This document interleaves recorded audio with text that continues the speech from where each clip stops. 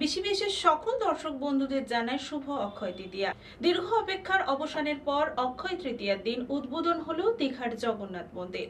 সকাল বেলায় হলো মন্দিরের দ্বার উদ্ঘাটন। সকাল থেকেই মন্দিরে অতিথিদের আগমন। উপস্থিত ছিলেন রচনা ব্যানার্জি, মদন মিত্র, সায়ন্তিকা দেব, জুন মালিয়া সহ বিশিষ্টজনেরা।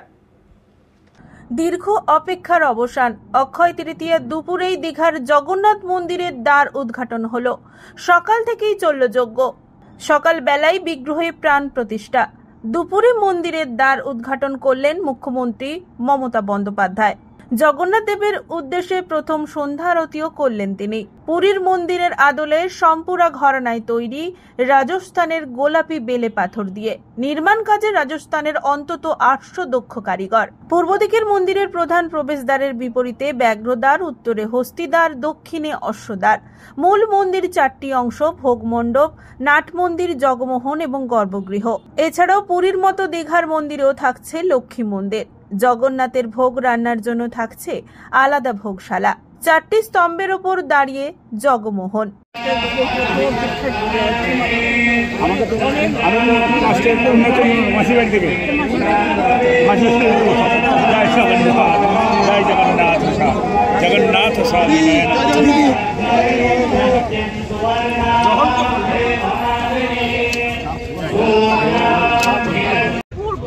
তো বলবো, মানে দীঘাতে তো মানুষ আসেন, দীঘা সুন্দর জায়গা, কিন্তু দীঘাতে আসার জন্য এই যে প্রাণের টান এসে গেল একটা, যে জগন্নাথ দেব এখানে বিরাজমান, এর থেকে বড় ভালো কিছু অসম্ভব।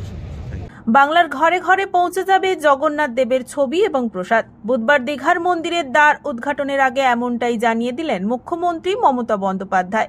শুধু রাজ্যে নয়, সারা দেশের বিশিষ্টদের কাছেও তা পৌঁছবে। এই কাজের জন্য তথ্য এবং সংস্কৃতি দপ্তরকে দায়িত্ব দিয়েছেন তিনি। অবিশ্বাস্য ইতিহাস রচিত হলো পবিত্র গোধূলি লগ্নে সূর্য রশ্মিকে সঙ্গে নিয়ে জগন্নাথ দেবের প্রাণ প্রতিষ্ঠা করালেন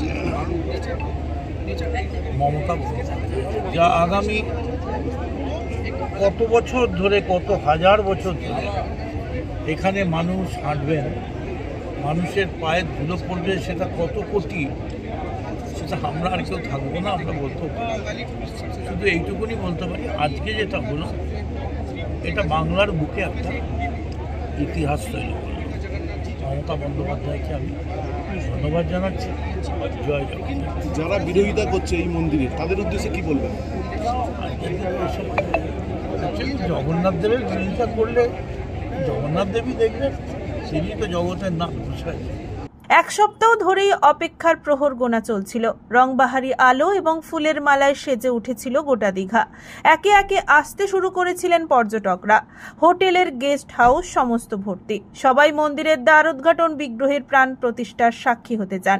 এই দিন মমতা ব্যানার্জি জানিয়েছেন, দ্বার উদ্ঘাটনের পর অতিথিদের কয়েকটি গ্রুপে ভাগ করে প্রথমে মন্দির ঘুরিয়ে দেখানো হবে, তারপরে খুলে দেওয়া হবে আম জনতার জন্য। জগন্নাথ দেব কি বলবেন? এটা আমাদের জন্য খুবই গর্বের বিষয়। বাঙালির শ্রেষ্ঠ যে 3টে ঘোরার জায়গা, তার মধ্যে সেটাকে শর্টে দীপুদা বলা হয়, অর্থাৎ দীঘা, পুরী, দার্জিলিং। সেই পুরীতে সমুদ্র আছেন, জগন্নাথ দেবও আছেন। আমাদের দীঘাতে শুধু সমুদ্র ছিলেন, জগন্নাথ দেব হয়তো ছিলেন, কিন্তু এত বড় ভব্য ব্যাপারভাবে ছিলেন না।